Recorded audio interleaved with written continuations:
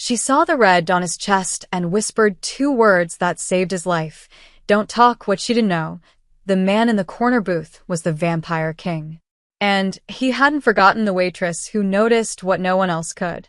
The laser appeared at 2:47 a.m., crawling across table 6 like a red spider.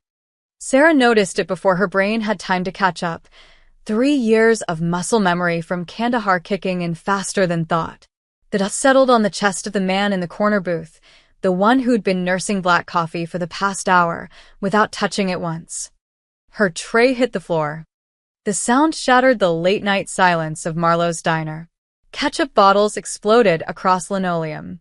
The elderly trucker at the counter jerked awake. And Sarah was already moving, her body remembering what her mind had tried to forget. She stepped directly between the booth and the window. Don't talk, she whispered, leaning close enough to smell expensive cologne and something else. Something cold. Don't move. The man's eyes met hers, gray, impossibly calm, ancient in a way that made her stomach drop. He didn't ask questions, didn't panic, just watched her with the stillness of someone who'd seen this before. The bullet came through the window with a sound like the world cracking open. It missed Sarah's shoulder by inches, punching through the condiment shelf behind the booth. Glass and silver fragments sprayed across red vinyl. The man didn't flinch, didn't blink, just kept staring at her with those gray eyes while chaos erupted around them. Everybody down. Sarah's voice cut through the screaming. The trucker dove behind the counter. The cook, old Dale, who'd given her this job when nobody else would, disappeared into the kitchen. Then the other customers moved. 4 of them, scattered throughout the diner. They'd seemed normal 30 seconds ago, a businessman reading his phone, a couple sharing fries, a woman doing a crossword. Now they moved with synchronized precision, weapons appearing from jackets and purses, forming a defensive perimeter around the booth. Around him. Secure the perimeter, the man said quietly, his voice carrying despite the chaos. Find the shooter. Leave witnesses intact. The businessman was already at the door, scanning the street. The couple split up, flanking the windows. None of them seemed surprised by the gunfire. None of them seemed human in the way they moved, too fast, too fluid, too certain. Sarah's hands were shaking. Her therapist said the tremors would fade eventually, that PTSD was just her body remembering how to be afraid. Right now, her body was remembering other things. The weight of tactical gear. The smell of burning fuel. The way Martinez had looked at her in those last seconds before the IED detonated, trusting her instincts. She'd been wrong that day. Too slow. But tonight. You saved my life, the man said. Sarah looked down at him. Really looked. Designer suit, probably worth more than her car. Dark hair swept back from a face that could have been 30 or 50, or anywhere in between. Pale skin that seemed to drink the fluorescent light rather than reflect it. And those eyes, watching her with an intensity that made her feel like a specimen under glass. I saw the laser, she managed. Training kicked in. Training, he smiled, but it didn't reach his eyes. Military? Medic. 82nd Airborne. I'm out now. Clearly not all the way out. He stood in one smooth motion, adjusting his cuffs. What's your name? Sarah. Sarah Blake. She stepped back, giving him space, her mind trying to process what just happened. Who are you? Someone who appreciates quick thinking. He pulled out a wallet, extracted $300 bills, and placed them on the table. For the damages. And your discretion. I don't need your money. Yes, you do. His voice was gentle but firm. This diner is going to need repairs. Your manager will need an explanation. And you're going to need a reason to forget this happened. The businessman returned, leaning close to whisper something Sarah couldn't hear. The man nodded, then looked back at her. The shooter is gone. You're safe. Everyone here is safe. He paused at the booth's edge. Thank you, Sarah Blake. Truly. He walked toward the exit, his people falling into formation around him. Professional. Military grade. Sarah had seen security details before, but this was different. These people moved like they were protecting a head of state. Or something worse. Wait, Sarah called out. He stopped, hand on the door, and looked back. She didn't know what made her look down at that moment. Some instinct, some whisper of wrongness in the back of her mind. The chrome napkin dispenser sat on the counter, polished to a mirror shine. She could see herself in it. Could see Dale peeking out from the kitchen. Could see the trucker slowly getting to his feet. She couldn't see the man in the suit. The door stood open in the reflection, but the space where he stood was empty. A void in the shape of a person. Sarah's breath caught in her throat. The man smiled, and this time it did reach his eyes. Cold and knowing. Smart girl. Most people never notice. Then he was gone, the door swinging shut behind him. His security detail vanished like smoke into the pre-dawn darkness. Outside, a black sedan pulled away from the curb without headlights, disappearing into the maze of sleeping streets. Sarah stood frozen, staring at the chrome dispenser, at her own pale reflection, at the empty space where a man should have been. Jesus Christ, Sarah. Dale emerged from the kitchen, flour dusting his apron. What the hell was that? I don't know. Her voice sounded distant, like it belonged to someone else. I really don't know. But she did know.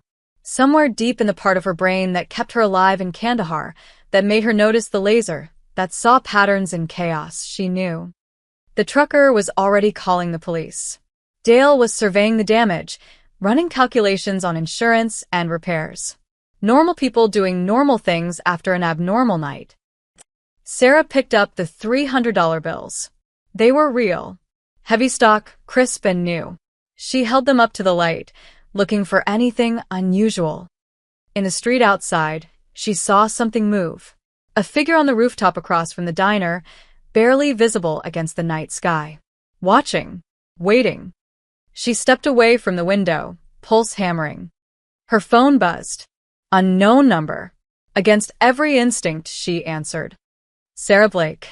A woman's voice, professional and cold. Who is this? Someone who saw what you did tonight. Someone who's very interested in meeting you. A pause. Check your locker before you go home. And Sarah? Be careful who you save. Some people aren't worth the bullet. The line went dead. Sarah stood in the ruins of Marlowe's diner, holding blood money from a man with no reflection, while somewhere in the darkness, people she couldn't see were deciding her fate. Her shift ended in 3 hours. She had a feeling she wouldn't make it that long. The game had already begun. The envelope was waiting in her locker when Sarah clocked out at 6 a.m. Plain manila. No postage. No name. Just tucked between her spare uniform and the photo of her old unit, the one she kept meaning to take down but never did. Her hands steadied as she opened it. For years ago, they would have shaken. But after enough therapy sessions and enough sleepless nights, she'd learned that fear was just information. The question was what you did with it. Inside, 3 photographs. The first showed her apartment building. Second floor corner unit, fire escape visible. Someone had taken it from street level, probably yesterday morning based on the lighting. The second showed her walking to the VA clinic on Thursday. Her therapy day. She was holding the coffee from the shop next door, the one that knew her order by heart. The third was from tonight. The diner. The exact moment she'd stepped between the bullet and the man with no reflection. No note. No demands. Just a message, we see you. Sarah? Dale appeared behind her, making her jump. You okay? You've been staring at your locker for 5 minutes. She closed the envelope, tucked it under her arm. Yeah. Just tired. After tonight? I bet. He rubbed his face, exhaustion written in every line. Insurance adjusters coming at 9. Police took statements. Said it looked like a drive-by. Wrong place, wrong time. He laughed, bitter. This neighborhood. I keep telling myself it's getting better. Sarah thought about the security detail, the synchronized movements, the way they'd swept the area with military precision. Yeah. Wrong place, wrong time. She left through the back exit, scanning the alley before stepping out. Empty. Just dumpsters and graffiti and the gray promise of dawn. Her car was parked 2 blocks away. She'd learned not to park close, Learn to keep escape routes open. Learn that paranoia kept you breathing. The walk felt endless. Every shadow held a sniper. Every parked car hid a threat. She made it to her Honda without incident. Locked the doors. Checked the back seat. Nothing. The drive home took 12 minutes. She counted every one. Her apartment was exactly as she'd left it. Neat, sparse, the kind of place that looked more like a way station than a home. She checked every room anyway, combat knife in hand. Closet. Bathroom. Kitchen. Under the bed. Clear. She made coffee she wouldn't drink and sat at her kitchen table, spreading out the photographs.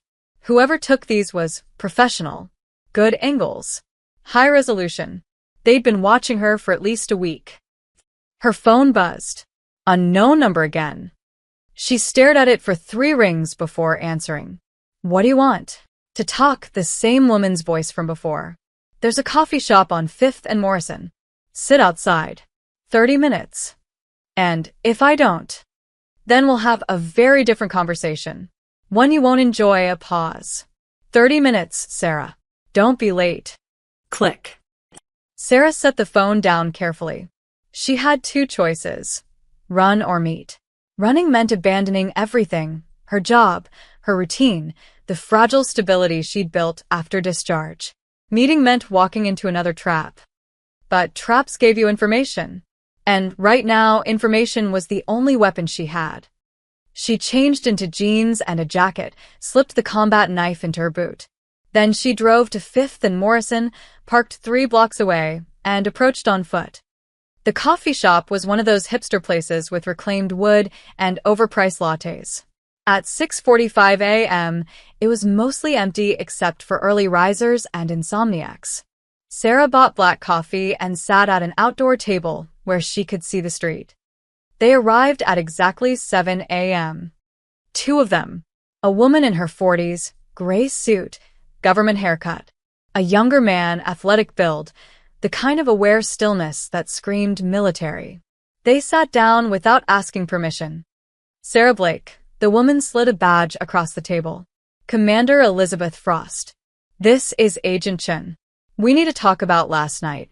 Sarah glanced at the badge. It looked real, but she'd learned that real didn't mean trustworthy. I already talked to the police. The police think it was a drive-by. We know better. Frost pulled out a tablet, turned it to face Sarah. Security footage from the diner. The lasered.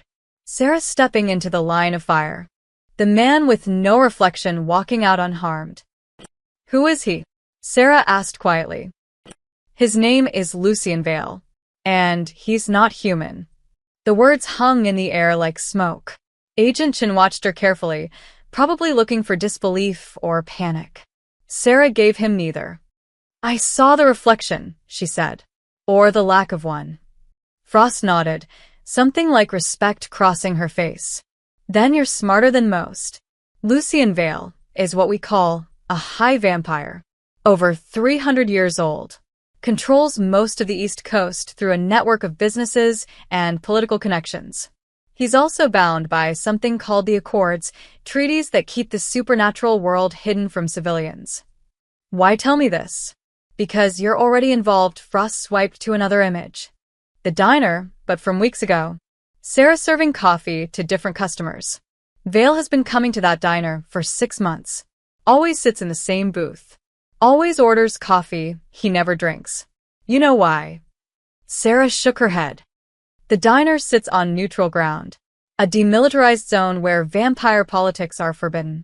He's been holding court there, using the treaty protections to meet with people he can't meet elsewhere. Frost leaned forward. Last night's shooting wasn't random. It was an assassination attempt. And you ruined it. I saved his life. You disrupted a 3-month operation. Chen spoke for the first time, voice hard. We've been tracking Vale's movements, building a case. That shooting was supposed to draw him out, make him break the Accords. Instead, you made him look like a victim. Sarah's coffee had gone cold in her hands. So, what do you want from me? Frost and Chen exchanged glances. He's going to come back, Frost said. Men like Vale don't leave loose ends. He'll want to know why you helped him. Maybe recruit you. Maybe kill you, she paused. We want you to let him approach you. Wear a wire. Help us build a real case. And if I say no, then you're on your own when his enemies come calling. Because they saw you too, Sarah. And they won't be as patient as we are. Sarah looked down at her reflection in the cold coffee. Still there. Still human. Still breakable. I need time to think. You have 24 hours, Frost stood, sliding a card across the table. After that, the offer expires. And you're in this alone. They left. Sarah sat in the morning sun, holding a business card and wondering how saving one life had condemned her own. Her phone buzzed again. Different number this time. A text message. The coffee looks terrible. You should try the place on 7th. Tonight at 10. Come alone. L.V. He'd been watching her. Right now. Maybe for weeks. Sarah looked up, scanning the street. Dozens of windows. Hundreds of places to hide. She texted back, "How do I know you won't kill me?" The response came immediately. "If I wanted you dead, you'd have died in that diner. See you at 10. Sarah pocketed her phone and stood. The sun was rising over the city, painting everything gold and red. She had 12 hours to decide which monster to trust. Sarah didn't go home. Home meant 4 walls and 1 exit and too many windows. Home meant sitting still while people who saw in the dark decided whether she was useful or disposable. Instead, she drove to the one place that had ever felt safe, the gun range where veterans shot for free on Tuesdays. It was Wednesday, but Jim at the counter owed her a favor. She ran through 2 boxes of ammunition, focusing on breath control and trigger discipline, letting the rhythm quiet the noise in her head. Center mass. Breathe. Squeeze. The paper targets didn't have gray eyes or government badges. They didn't make promises they might not keep. They just fell when she hit them. By noon, her hands had stopped shaking. By 2, she'd made a decision. She would meet Lucy in Vale tonight. But first, she needed insurance. The VA clinic was quiet on Wednesday afternoons. Dr. Rashid saw her between appointments, concern creasing his face when she walked in without calling ahead. Sarah. Is everything all right? I need to talk. Off the record. He closed his office door, gestured to the familiar couch where she'd spent 3 years unpacking Kandahar. What happened? She told him a version of the truth. The shooting at the diner. The mysterious customer. The people following her. She left out the part about vampires and government agencies. That would get her referred to psych eval faster than she could blink. You're in danger, Dr. Rashid said when she finished. Have you called the police? They think it was random. They're wrong. Then call the FBI. Witness protection. I can't, Sarah met his eyes. I need you to hold something for me. If anything happens, if I disappear or turn up dead, I need you to give it to the police. She handed him a sealed envelope.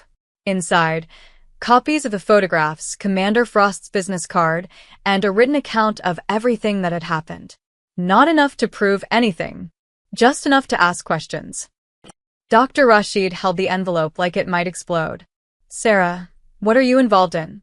I'm not sure yet, but I need someone to know I didn't just vanish, she stood. Thank you. For everything. Wait. But she was already gone. The place on 7th was called Nocturne. Upscale, low lighting, the kind of restaurant where entrees cost more than her weekly grocery bill. Sarah arrived at 9:45 p.m. wearing the nicest clothes she owned, black jeans, dark blouse, leather jacket with the knife still in her boot. Commander Frost's wire was taped between her shoulder blades. The host recognized her name immediately. Ms. Blake. Mr. Vale is expecting you. This way, please. He led her through the dining room to a private alcove in the back. Lucien sat alone at a table for 2, a glass of red wine untouched before him. He stood when she approached, old-world manners in a modern suit. Sarah. Thank you for coming. Like I had a choice. You always have choices. You chose to save me. You chose to come here. He gestured to the empty chair. Please. She sat, every nerve on high alert. Up close, he was even more unsettling. Beautiful in the way ancient marble was beautiful, cold and perfect and utterly lifeless. No pulse visible in his throat. No breath fogging when he spoke. "You're wearing a wire," he said casually. Sarah's blood went cold. "What?" "Between your shoulder blades. Government issue. Probably FBI or one of their supernatural task forces." He sipped his wine for show, she realized, since the glass never actually touched his lips. "I'm not offended. It shows you're smart enough to cover your bases." "Are you going to kill me?" "If I wanted that, we wouldn't be having dinner." He set down his glass. "Tell me about Kandahar." The question hit like a physical blow. "How do you?" "I know everything about you, Sarah Blake. Army medic, 82nd Airborne, honorably discharged after an IED incident that killed 4 members of your unit. You hesitated on a patrol route, second-guessed your lieutenant's orders. The convoy stopped. The bomb detonated 30 seconds later. His gray eyes held hers. You've spent 3 years wondering if you saved yourself through cowardice or intuition. Sarah's throat was tight. You had no right. I had every right. You interfered in my life. I needed to understand why. He leaned forward. Here's what I found. You have an instinct for danger that borders on precognition. You see patterns others miss. In Kandahar, you felt something wrong. Last night, you saw the laser before anyone else saw pause. That's not training. That's gift. It's trauma.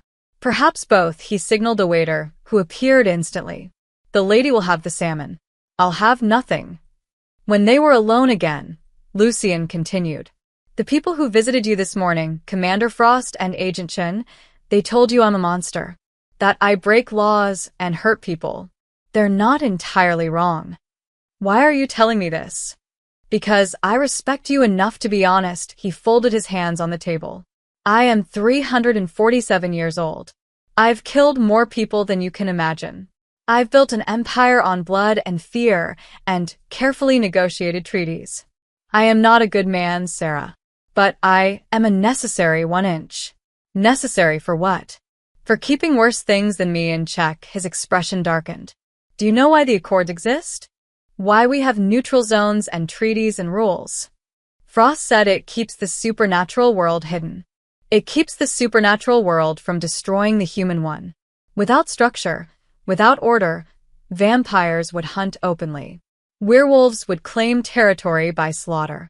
Witches would wage war for power. He leaned back. I enforce those rules. Sometimes with diplomacy. Sometimes with violence. But I enforce them. And last night, someone tried to kill me on neutral ground. Not just to kill me, to make it look like I broke the Accords. To give my rivals justification to move against me. His jaw tightened. The shooter wasn't human. He was sent by House Moreau, my oldest enemy. They wanted war. Sarah processed this. Frost said you've been holding court at the diner. Using treaty protections. I was meeting with mediators. Trying to prevent exactly the war Moreau wants. He met her eyes. You saved more than my life last night. You saved a fragile piece. Then why are Frost and Chen targeting me? Because they think I'm the greater threat. They're wrong, but they're not stupid. He slid a folder across the table. Open it. Inside were documents. Surveillance photos. Financial records. All related to House Moreau. They've infiltrated human law enforcement. Frost doesn't know it, but Agent Chen reports directly to Moreau's people. The wire you're wearing? It's not recording for the government. It's recording for my enemies. Sarah's hand instinctively moved toward her back. That's insane. Check the frequency. It's not FBI standard. He pulled out a small device, thumbed it on. A red light blinked steadily. That's your wire. Broadcasting on a private channel. By now, Moreau knows you're here. Knows we're talking. The walls felt too close. The air too thin. They're going to come for you, Lucian said quietly. Not tonight, too public. But soon. They'll make it look like an accident. A robbery gone wrong. Maybe a suicide, given your PTSD history. Why are you helping me? Because you helped me without asking for anything in return.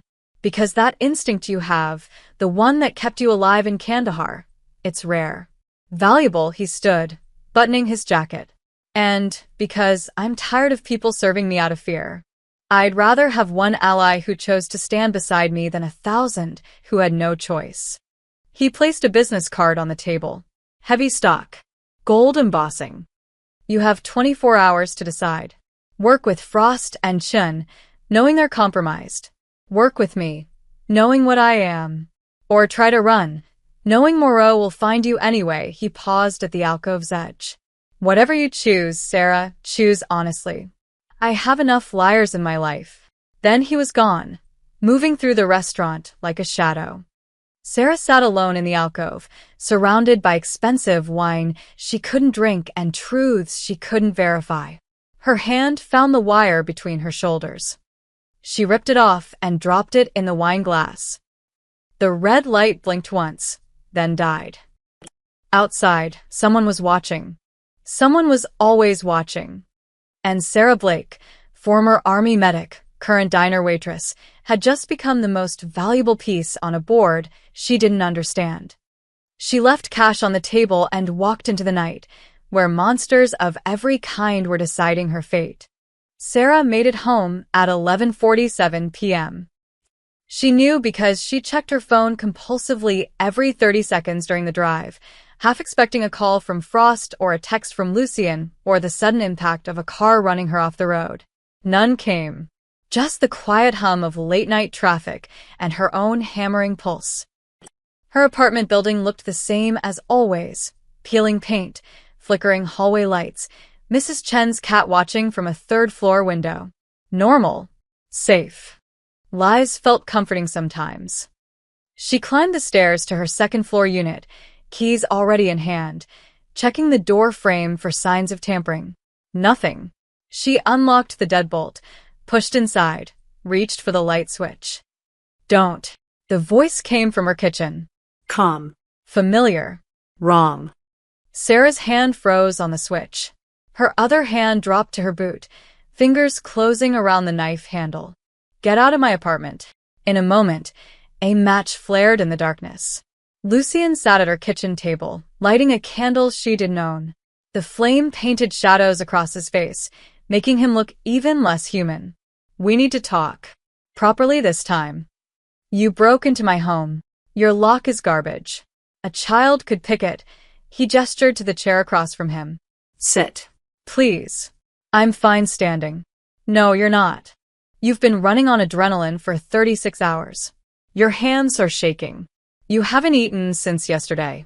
And you're trying to decide if that knife in your boot would actually work on me. He tilted his head. It wouldn't. Silver does nothing to us. That's Hollywood nonsense. Sarah didn't move. How did you know about the knife?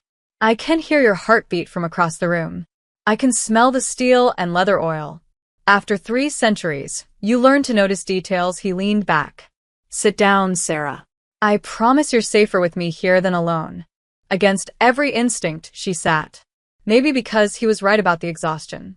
Maybe because if he wanted her dead, she'd already be dead. Maybe because she was just so damn tired of being afraid. Why are you here? Because in approximately 4 hours, Commander Frost is going to call you. She's going to tell you the wire malfunctioned. She's going to apologize and ask you to wear a new 1-inch. Lucien's eyes caught the candlelight, reflecting it back like an animal's. She's going to send you back to Marlowe's diner tomorrow night, where I'll supposedly meet you again. Except this time, they'll have the place surrounded. UV charges. Silver rounds. A kill box designed to capture me alive. How do you know this? Because I intercepted their communications 20 minutes ago. Because Agent Chin filed the operational plan at 10:15 p.m. Because House Moreau is funding the entire operation through shell companies, he slid a folder across the table. More documents, more proof. Frost thinks she's running a legitimate investigation. She doesn't know she's being used. Sarah opened the folder. Bank transfers. Emails. Photos of Chin meeting with people she didn't recognize. It looked real. But then again, everything looked real until it wasn't. You could be lying. I could be. So could Frost. So could Chun. Everyone in your life could be lying except the one person telling you the truth. He smiled without humor. That's the problem with our world. Once you see behind the curtain, you can never be sure of anything again. Stop calling it our world. I'm not part of this. Yes, you are. His voice hardened. The moment you stepped in front of that bullet, you became part of this. House Moreau has your face. They have your address. They know about Dale, about your therapy sessions, about the gun range you visit on Wednesdays. He leaned forward. They know you're a loose end. And Moreau doesn't leave loose ends alive. The candle flickered. Somewhere in the building, pipes groaned. Normal sounds. Safe sounds. What do you want from me? Sarah asked quietly. Honestly, I want to know why you did it. Lucien's mask of control cracked slightly. You didn't know what I was. You didn't know if I was a good man or a criminal or something worse. You just saw danger and stepped in front of it. Why? Sarah was quiet for a long moment. In Kandahar, I hesitated. My unit stopped. For people died because I second-guessed an order. She met his eyes. I've spent 3 years wondering if I saved myself through cowardice. If I let them die so I could live. And the diner? I didn't hesitate. I just moved. She touched the table edge, grounding herself. Maybe I wanted to prove I wasn't a coward.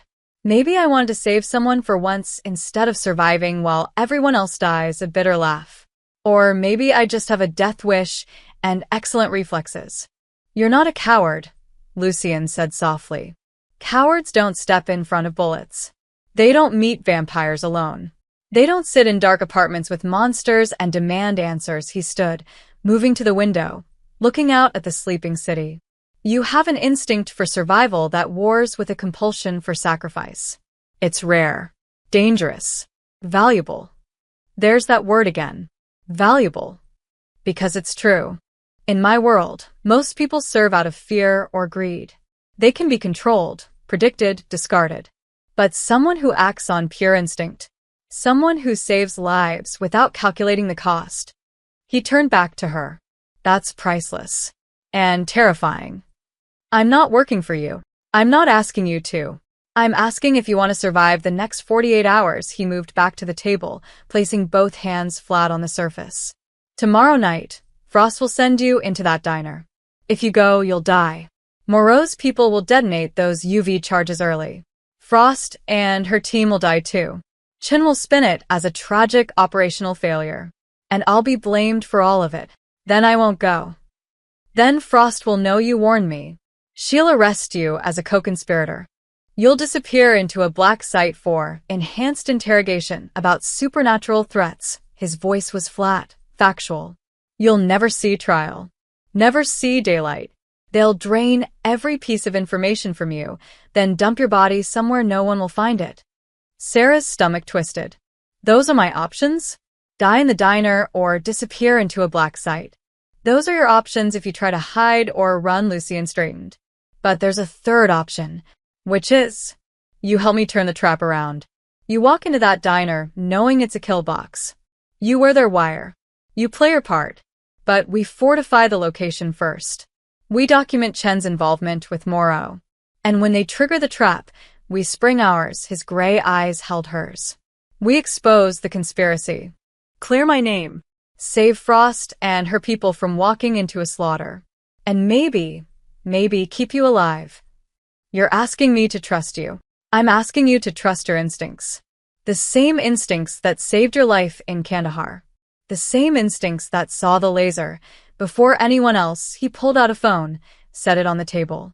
This is a secure line. Encrypted. Untraceable. Take it.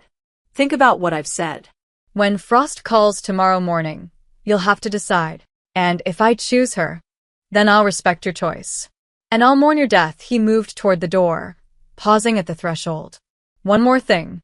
The envelope you left with Dr. Rashid. Smart move.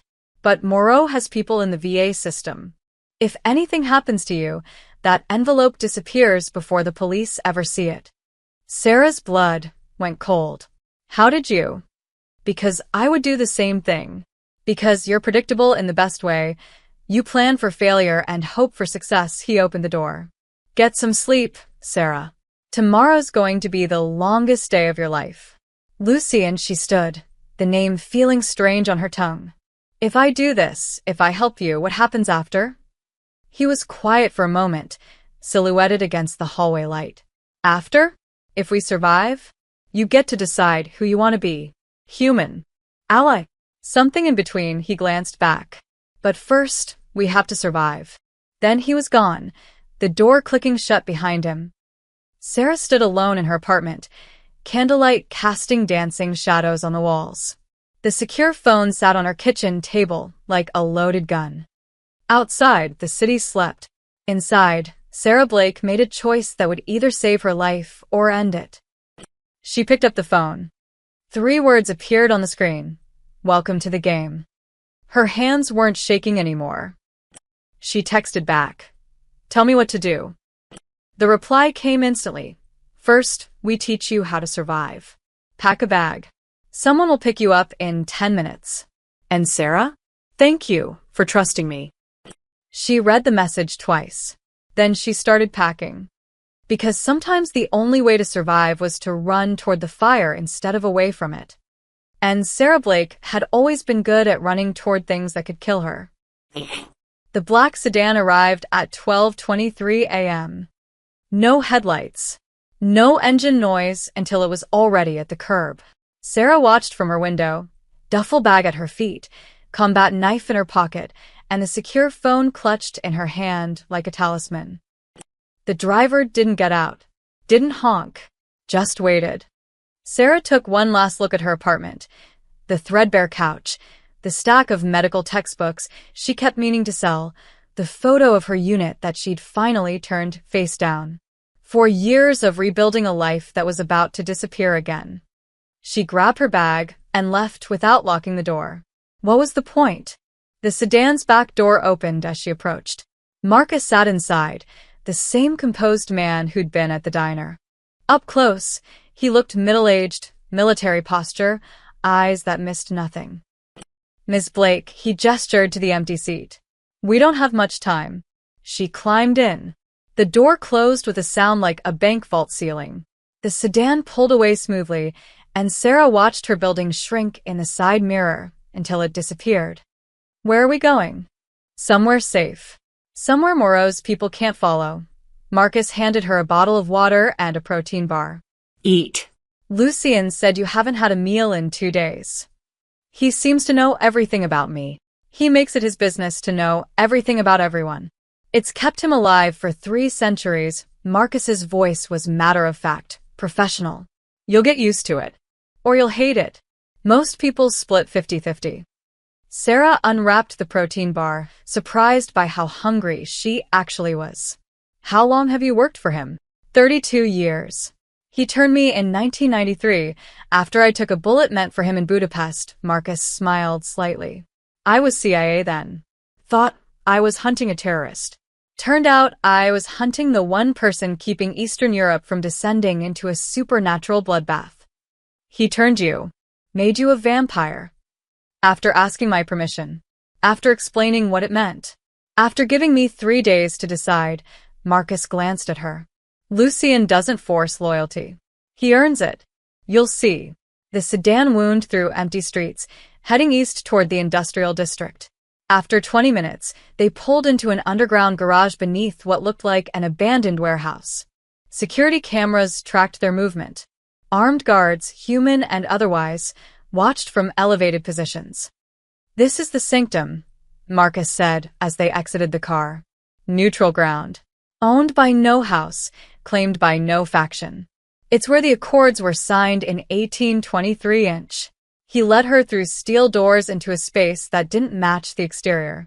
Marble floors, crystal chandeliers, art that belonged in museums. And people, dozens of them, human and vampire mixing freely, all moving with purpose. War rooms this way.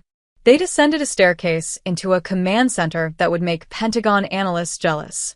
Screens displayed maps, surveillance feeds, financial data. A dozen people worked at terminals, coordinating something massive. Lucian stood at the center, studying a 3-dimensional hologram of Marlowe's diner. He looked up when they entered.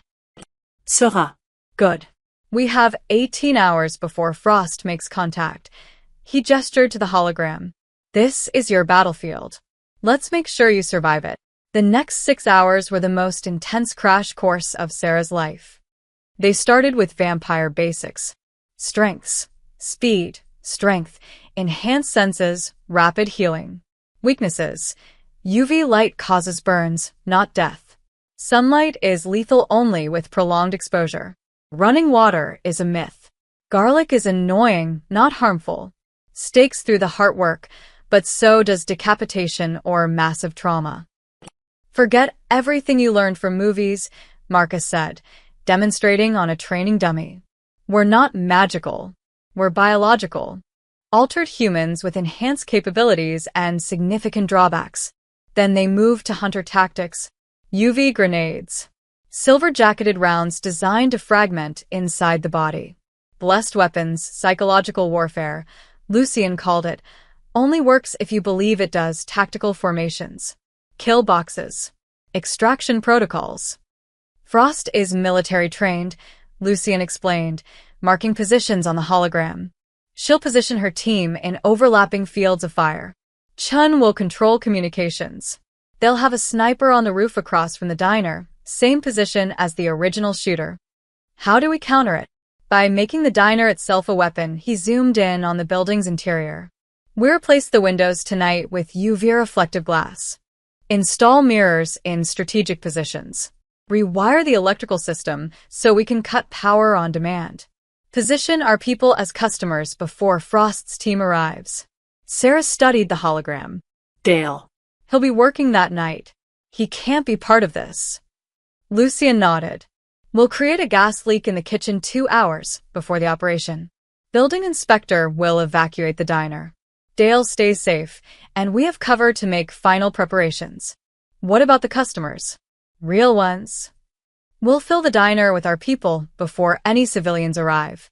Anyone who walks in after 9 p.m. gets turned away. Health code violation. Temporary closure. Pick your excuse. He met her eyes. No innocent casualties.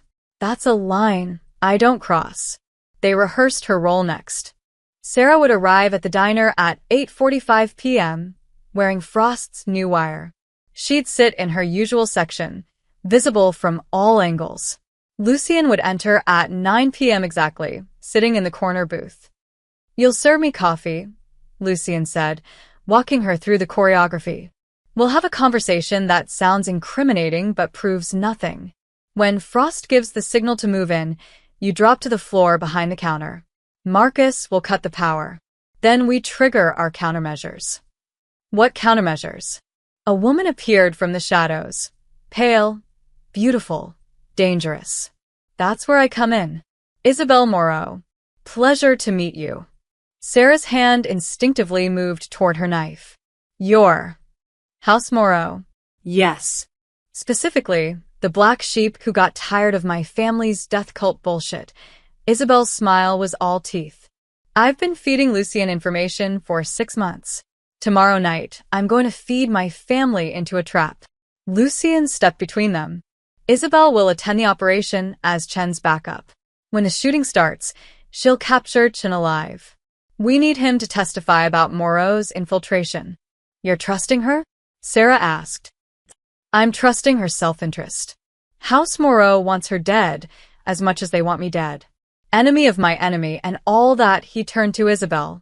Show her the evidence. Isabel pulled up files on a nearby screen. Financial records. Emails.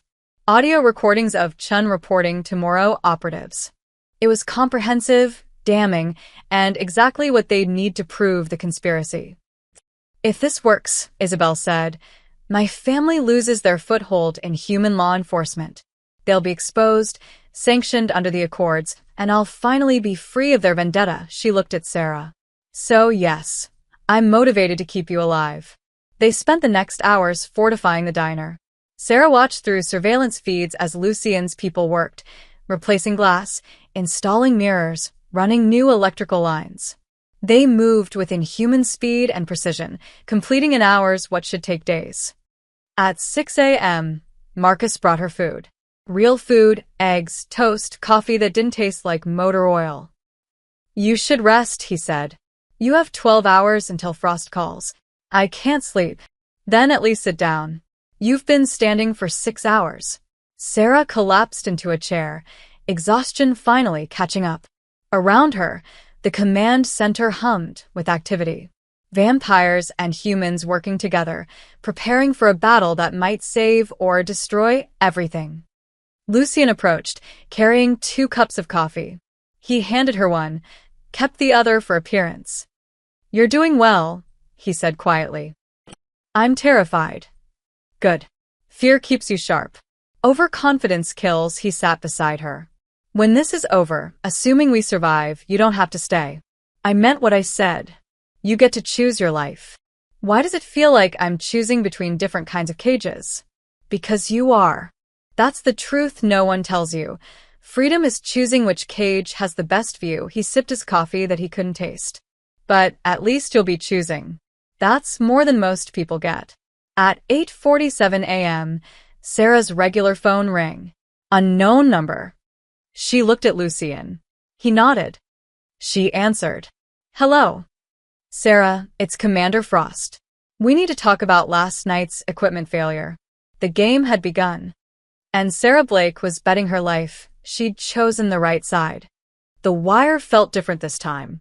Frost had apologized profusely about the malfunction, handed Sarah a new device with sincere eyes and what might have been genuine regret.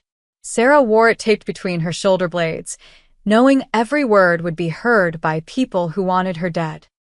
Remember, Frost had said during the morning briefing, act natural. Serve him like any other customer. We'll handle the rest. Chen had smiled at that. The smile of a man who knew something no one else did. Now, at 8:52 p.m., Sarah stood outside Marlowe's diner, or what remained of it. The bullet holes had been patched. New windows gleamed in the streetlights. A reopening tonight sign hung in the door. Inside, every customer was Lucien's.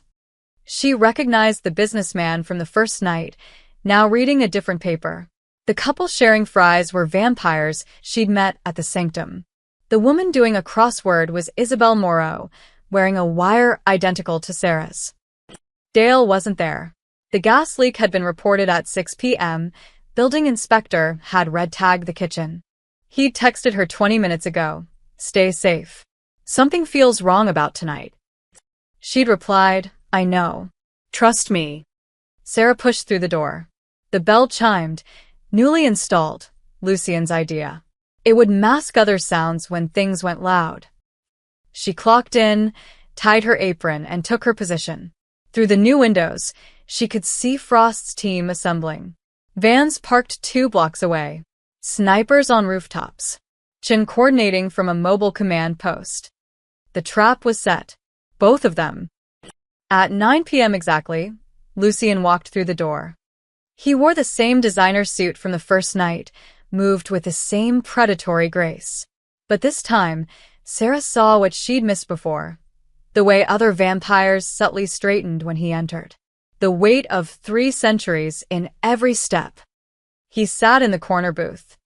Sarah approached with coffee pot in hand, heart hammering against her ribs. Evening. Coffee. Please, his gray eyes held hers for a fraction of a second. Ready. She poured, hand steady despite everything. Anything else? Just your company. If you have a moment. She slid into the booth across from him. The signal Frost was waiting for. Through the window, she saw Chen speak into his radio.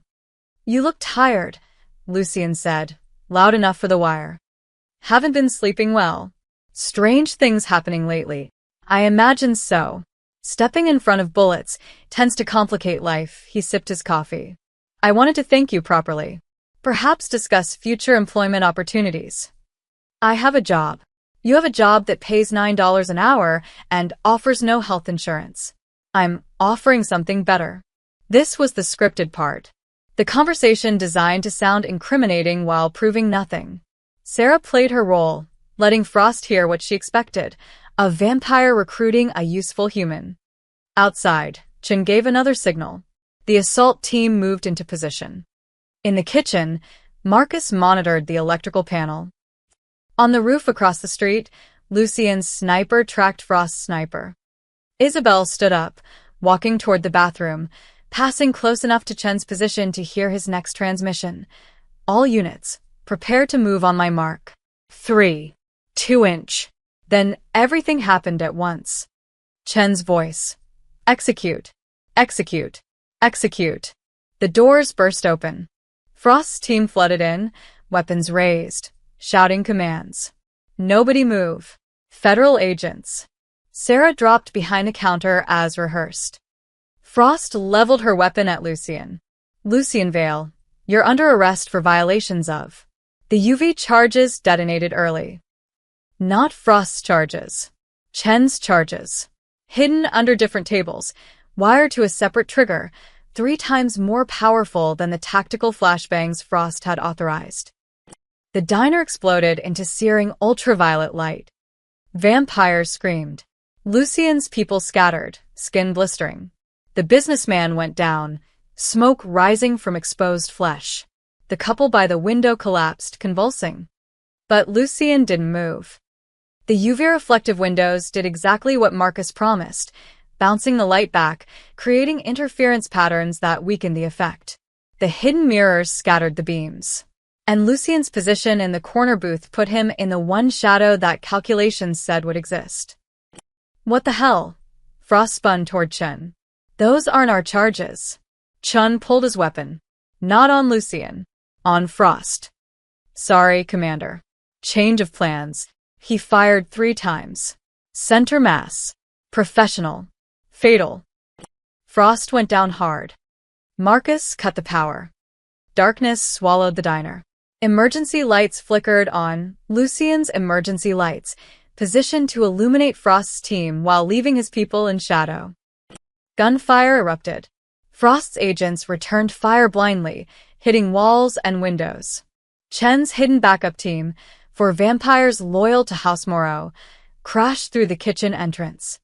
This was the real assault. The killing blow. Eliminate Frost's team. Execute Lucien. Blame the whole massacre on a botched federal operation. But Sarah had counted on chaos. Counted on people forgetting about the waitress behind the counter. She crawled through darkness toward Frost's body. The commander was still breathing, blood spreading across her chest. Sarah's medic training kicked in, pressure on the wounds, check for exit wounds, keep her conscious. Stay with me, Sarah whispered. Help is coming. Chun. I know. Just breathe. Above them, the real battle unfolded. Lucien moved like smoke through darkness, disarming a Moreau vampire in one fluid motion. Marcus engaged 2 more near the kitchen. The businessman, burns healing already, tackled an agent reaching for UV grenades. Isabel Moreau stepped out of the bathroom, grabbed Chin from behind, and slammed his head into the counter with inhuman strength. Once. Twice. 3 times. He dropped, unconscious but alive. Target secured, she shouted. On the roof, Lucien's sniper fired. The opposing sniper went down, weapon clattering. The entire operation lasted 90 seconds. When emergency services arrived 7 minutes later, they found a war zone. Frost's team was decimated, 3 dead, 5 wounded. Chun was in custody, unconscious and zip-tied. The Moreau vampires had vanished into the night. And in the center of it all, Sarah Blake knelt over Commander Frost, hands covered in blood, keeping pressure on wounds that would have killed her in minutes. Paramedics rushed in. Sarah surrendered Frost to them, backing away slowly. Lucien appeared at her elbow. Time to go. I can't just leave. You can't stay. Look, he nodded toward the street. More vehicles arriving. Not police. Not ambulances. Black SUVs with government plates. Men in suits who moved with the precision of people trained to kill. The conclave, Lucien said quietly. Supernatural oversight. They'll want statements from everyone. And if they take you into custody, I can't protect you. Sarah looked at Frost being loaded onto a stretcher. Looked at the diner. Her diner, the place she'd served coffee and minded her own business until 3 days ago. Will she live? Thanks to you, probably, he offered his hand. But we need to leave. Now. Sirens wailed in the distance. More complications approaching. Sarah took his hand. They slipped out through the kitchen, into the alley where Marcus waited with the sedan. The door closed behind them and the car pulled away smoothly, leaving chaos in its wake. In the back seat, Sarah looked at her hands. Blood under her fingernails. Someone else's blood this time, but she'd kept them alive. Finally. You did well, Lucien said. People died. Fewer than would have died if we'd done nothing. Frost will live to learn the truth. Chin will testify under a court law. House Moreau just lost their infiltration operation. He met her eyes. You saved more lives tonight than you lost in Kandahar. Make peace with that. Sarah leaned back against the seat, exhaustion crashing over her like a wave. Through the rear window, she watched the diner recede into the distance, the place where her old life had ended and something new had begun. She'd chosen a side, fought a battle, survived the night. But the war was just beginning. And Sarah Blake was no longer a waitress caught in the crossfire. She was a player on the board. The question was, what kind of player did she want to be? The Sanctum's medical bay smelled like antiseptic and old blood. Sarah sat on an examination table while a vampire doctor— Yes, we have those, he'd said dryly, checked her for injuries. Bruised ribs from hitting the counter. Cuts on her hands from crawling through broken glass. Minor burns on her forearm from grazing a UV reflection. Nothing life-threatening. Nothing that wouldn't heal. You're lucky, the doctor said, applying silver-based antibiotics. Most humans don't walk away from a three-way firefight with just scratches. I stayed low. You stayed smart, he finished bandaging her arm. Rest. Hydrate. Try not to get shot at least 48 hours. Marcus was waiting outside the medical bay, phone pressed to his ear. He ended the call when he saw her. Frost is in surgery. Critical but stable. They're saying she'll pull through, he hesitated. She's been asking for you. Can I see her? Not yet. The conclave has the hospital locked down. No visitors without clearance, he guided her down the corridor. But there's something you need to see. The command center had transformed into a crisis management hub. Screens displayed news feeds, social media, internal communications. Every channel was covering the federal operation gone wrong at local diner. Official story. Botched raid on suspected criminal activity. Officers wounded. Suspects escaped. Investigation ongoing. The truth was buried under layers of bureaucratic language and carefully edited footage. But other screens showed different stories. Private forums. Encrypted networks. Places where the supernatural world discussed its business. Sarah's face was everywhere. The human who saved the Vampire King. Lucien Vale's new asset. The waitress who chose a side. Her name. Her service record. Her address, though that apartment was already abandoned. Photos of her at the VA clinic, the gun range, walking to work. 3 days ago, she'd been invisible. Now she was infamous. House Moreau has put a price on your head, Marcus said quietly. $50,000. Low for a vampire bounty, but high enough to attract attention from human contractors. Sarah's stomach turned. How do I make this stop? You don't. You can't unring this bell. Lucien entered from a side door, still wearing the suit from the diner, not a hair out of place. But we can make sure the narrative works in our favor. He pulled up a new screen. Chen's interrogation footage.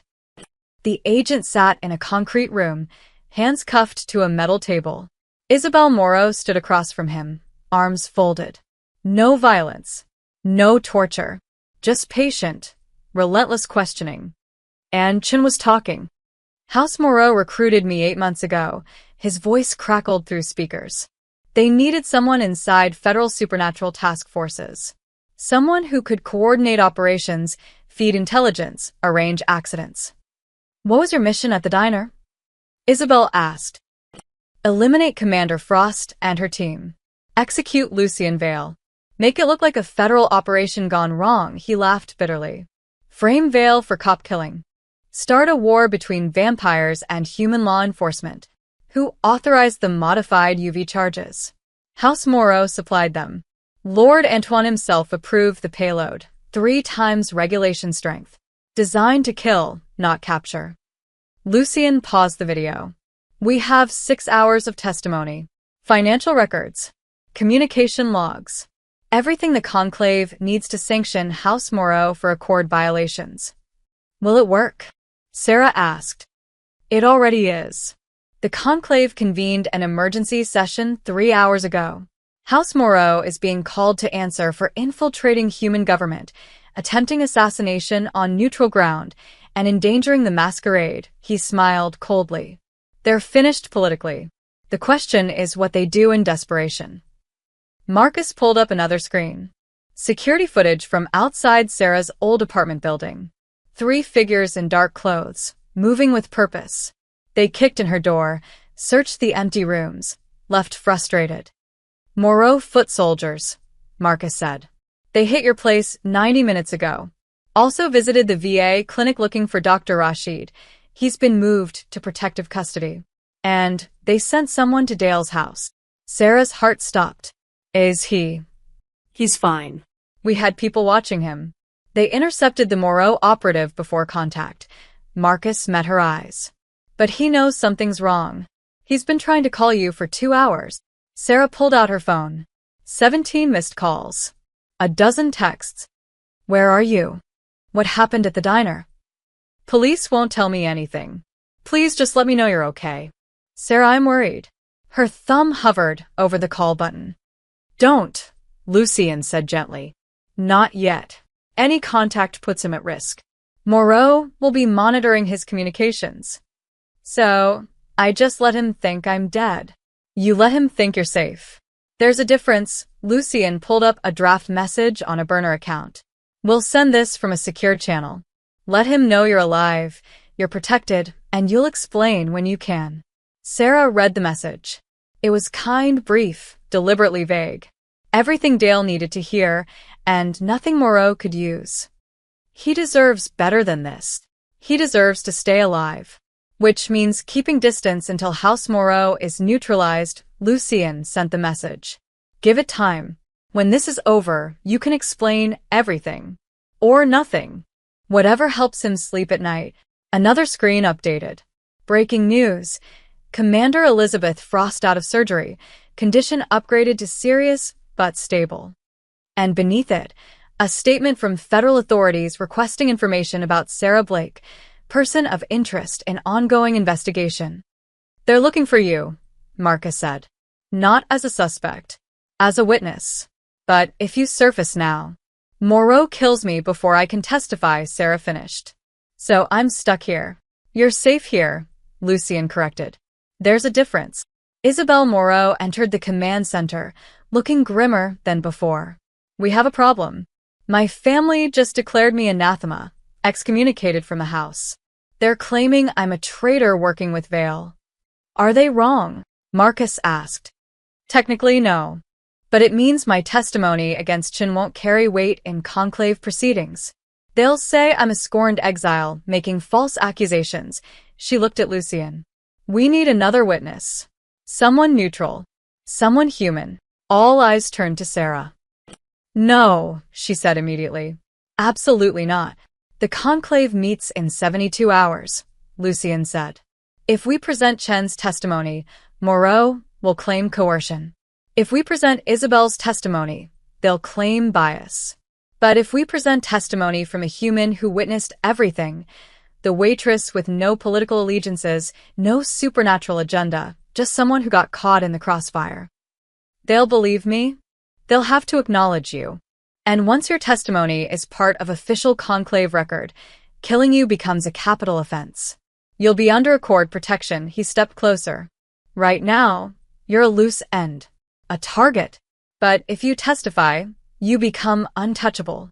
Sarah looked at the screens surrounding her. Her face on wanted lists and bounty boards. Dale's worried texts. Frost fighting for life in a hospital bed. The diner reduced to a crime scene. 3 days ago, she'd been nobody. Now she was the linchpin in a political war she barely understood. What happens if I say no? We find another way. Hide you somewhere remote. New identity. New life. You disappear and hope Moreau eventually forgets about you. Lucien's voice was honest, unflinching. It's not a bad option. Many people would take it. But you don't think I will. I think you're not someone who runs. I think you stepped in front of a bullet because you couldn't stand by while someone died. He met her eyes. I think you'll testify because it's the right thing to do. Even though it's terrifying. Even though it locks you into this world permanently.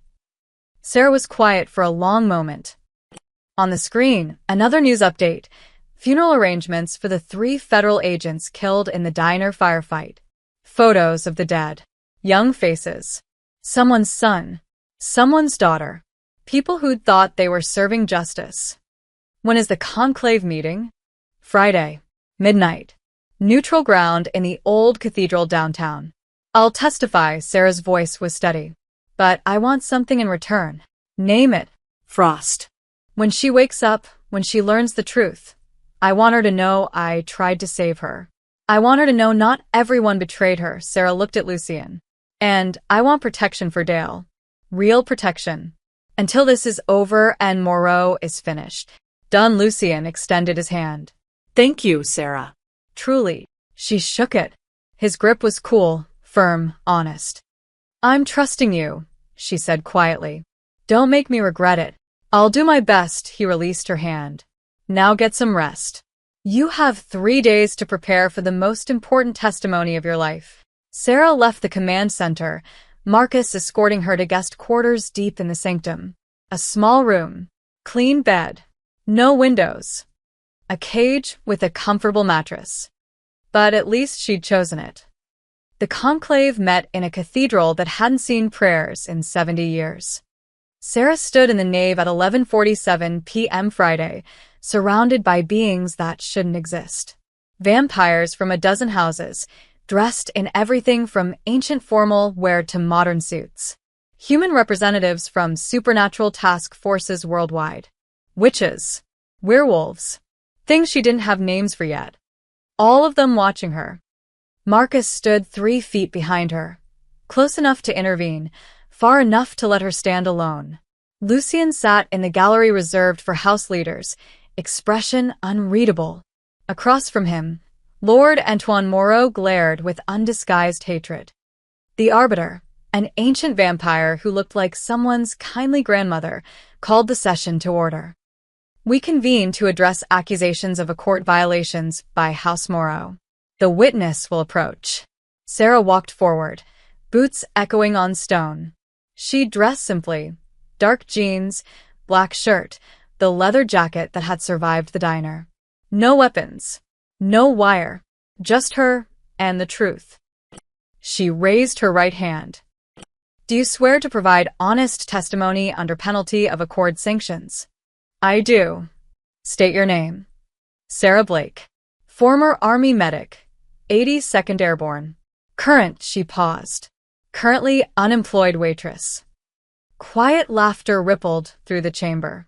The tension broke slightly. For the next 40 minutes, Sarah told everything. The lasered. Saving Lucien. The photographs. Frost and Chen's recruitment. The diner sting. Chen's betrayal. The modified UV charges. Frost bleeding out while chaos raged around them. She didn't embellish. Didn't dramatize. Just laid out facts the way she'd been trained to report field incidents. Clear, chronological, verifiable. When she finished, Lord Antoine stood. This testimony is fabricated. A human collaborator lying for her vampire master. His voice dripped contempt. She has no credibility. No proof. Just the word of someone who chose to betray her own species. I have proof, Sarah said quietly. She nodded to Marcus, who activated a screen. Chen's interrogation footage played. His confession. The financial records. Communication logs showing Chen reporting directly to House Moreau operatives. Agent Chen gave this testimony voluntarily, under truth compulsion witnessed by 3 neutral conclave observers, Sarah continued. He detailed how House Moreau recruited him, supplied modified UV charges, and ordered him to execute Commander Frost and her team, she turned to face Lord Antoine. He also provided names of 17 other human agents on your payroll. The Conclave has already verified 12 of them. Silence filled the cathedral.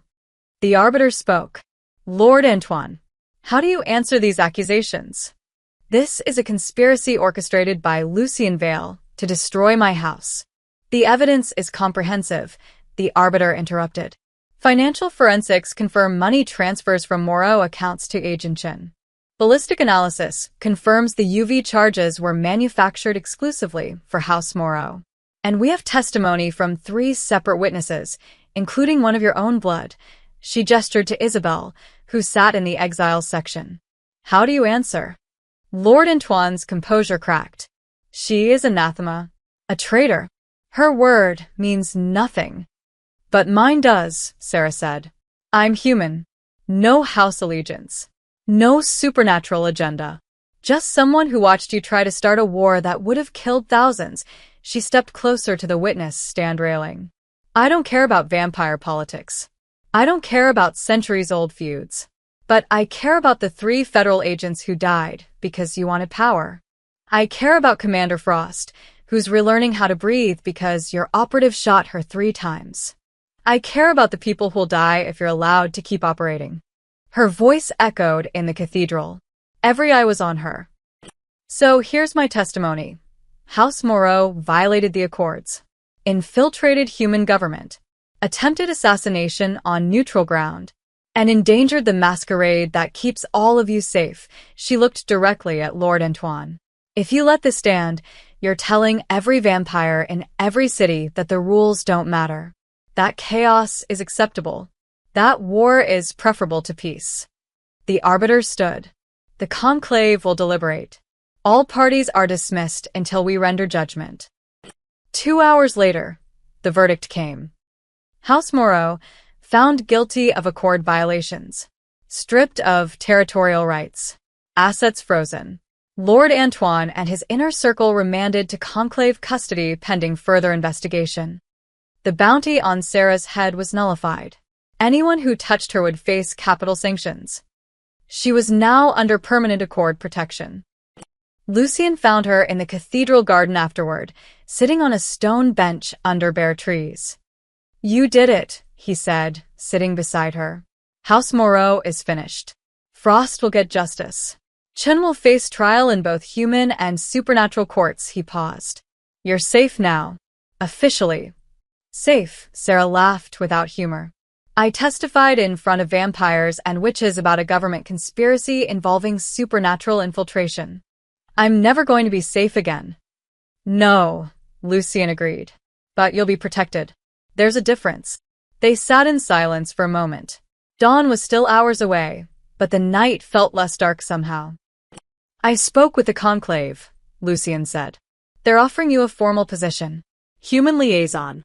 Someone who can move between both worlds, interpret situations, prevent misunderstandings before they become conflicts. He looked at her. It's dangerous work, but it's important. And you're uniquely qualified. Because I saved your life. Because you see clearly when everyone else is blinded by fear or ideology. Because you step into danger when everyone else runs away. Because you're honest in a world built on lies. He stood, offering his hand. I'm not asking you to work for me. I'm asking if you want to work with me. Build something better. Keep the peace. Save lives. Sarah looked at his extended hand. 3 days ago, she'd been a waitress serving coffee and trying to forget Kandahar. Now she was someone who testified before the Conclave. Someone with a price on her head, nullified, but not forgotten. Someone who couldn't go back to normal even if she wanted to. Dale had replied to her message. Just come home when you can. I'll be here. But home didn't exist anymore. Not the way it had. She took Lucien's hand and stood. No lies, she said. Ever. That's the deal. No lies, he agreed. They walked back through the cathedral, past vampires and humans and things in between. Marcus fell into step beside them along with Isabel, who'd been pardoned by the Conclave and offered a place in Lucien's house. So what now? Sarah asked. Now we rebuild. Clean up Morrow's network. Help Frost's task force restructure. Make sure this doesn't happen again, Lucian glanced at her. And we find you a better apartment. Preferably one with actual security. And a lock that works, Marcus added. Sarah smiled despite everything. Sounds like a plan. They emerged into the pre-dawn darkness. The city sprawled before them. Ordinary people sleeping in ordinary beds, unaware of the shadow wars fought to keep them safe. A black sedan waited at the curb. Sarah paused at the cathedral steps, looking back one last time. She could see her reflection in the ancient doors, pale, exhausted, but standing. Still human. Still herself. Still here. She climbed into the sedan. Lucian sat across from her, Marcus in front, Isabel beside her. The door closed with that familiar vault-like sound. Where to? The driver asked. Lucian looked at Sarah. Your choice. She thought about the diner, about Dale and Dr. Rashid and the life she'd left behind, about Frost recovering in a hospital bed, about Chun awaiting trial, about all the moving pieces in a game she was just beginning to understand. The sanctum, she said finally. I need coffee and a debriefing on everything I just walked into. Welcome to the team, Isabel said with a sharp smile. The sedan pulled away from the cathedral, carrying Sarah Blake toward whatever came next. Behind her, the old life receded like a dream. Ahead, something new and uncertain and dangerous waited. But for the first time since Kandahar, she wasn't running from danger. She was running toward purpose. The city lights blurred past the window. Sarah caught her reflection in the glass, shadowed, determined, irrevocably changed. A waitress who saved a vampire king. A human who chose a side. A survivor who finally found something worth fighting for. She smiled. So, she said, turning to Lucian, tell me everything I need to know about this new job, starting with whether there's a dental plan. Lucian laughed, genuine and surprised. I think you're going to fit in perfectly.